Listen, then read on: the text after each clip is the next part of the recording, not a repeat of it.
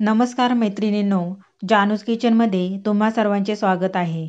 आज मी सुकटीची सुकी भाजी बनवणार आहे. ही भाजी बनवायला खूप सोपी आहे. कमीत कमी साहित्यामध्ये खूप झटपट अशी ही भाजी बनवून तयार होते. अगदी सोप्या पद्धतीने ही भाजी बनवण्यासाठी व्हिडिओ पूर्ण पहा आणि चॅनलला सबस्क्राईब करा. चला रेसिपीला सुरुवात करूया. येथे कढई गरम केलेली आहे. आता त्या कढईमध्ये 1 प्लेट सुकट टाकायची आहे आणि सुकट ही छान अशी भाजून घ्यायची आहे. भाजताना गॅस हा मध्यम ठेवायचा आहे आणि 2 ते 3 मिनिटं सुकट ही भाजून घ्यायची आहे. सुकट भाजून घेतल्यामुळे भाजी खूप टेस्टी बनते, त्यामुळे सुकट ही भाजून घ्यायची आहे.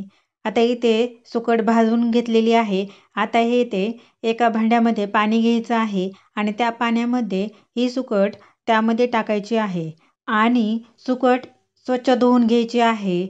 सुकट जर धुवून घेतली तर खाताना भाजीत कचकच लागत नाही, त्यामुळे सुकट ही धुवून घ्यायची आहे.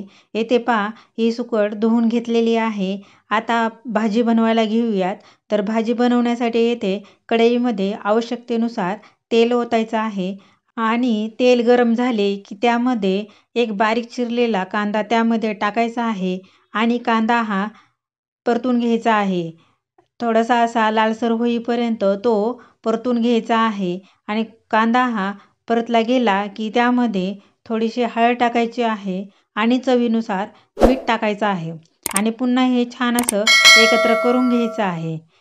त्यानंतर त्यामध्ये धुवून घेतलेली सुकट त्यामध्ये टाकायची आहे आणि कांदा आणि सुकट हे एकत्र करून घ्यायचं आहे. 2 ते 3 मिनिटं सुकट ही छान अशी मध्यम गॅसवर परतून घ्यायची आहे. सुकट ही ओलसर आहे, त्यामुळे ही पूर्ण कोरडी होईपर्यंत परतून घ्यायची आहे. इथे पहा 3 मिनिटं झालेली आहेत. आता ही सुकट पूर्णपणे कोरडी झालेली आहे. आता त्यामध्ये अर्धा चमचा लाल तिखट टाकायचा आहे आणि अर्धा चमचा फिश मसाला टाकायचा आहे. जर तुमच्याकडे फिश मसाला नसेल तर घरगुती मसाला टाका आणि हे पुन्हा छान असं 2 मिनिटं परतून घ्यायचं आहे. येथे पहा, इथे 2 मिनिटं छान असं परतून घेतलेलं आहे. त्यानंतर त्यामध्ये थोडीशी बारीक चिरलेली कोथिंबीर टाकायची आहे आणि पुन्हा छान असं हे एकत्र करून घ्यायचं आहे.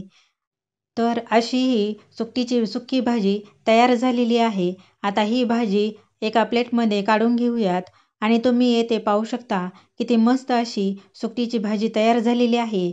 पाहता क्षणी खावीशी वाटणारी ही सुकटीची भाजी तुम्ही एकदा करून पहा आणि तुम्हाला ही रेसिपी आवडली असेल तर कमेंट करून नक्की सांगा. व्हिडिओला लाईक शेअर करा आणि अशा छान छान रेसिपीज पाहण्यासाठी चॅनलला सबस्क्राईब करा. धन्यवाद.